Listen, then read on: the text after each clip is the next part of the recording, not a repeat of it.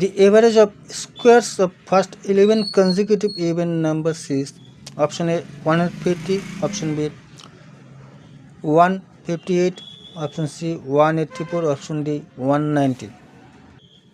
The average of squares of first 11 consecutive even numbers equal to, we know the formula 2n plus 1 2n plus 1 by 3. Here 2n equal to 11.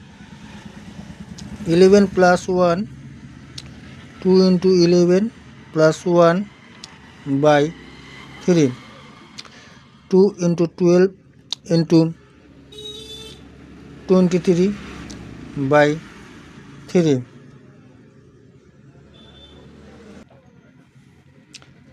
3 4 ja 12, 8 into 23, 184. So the option C will be the answer.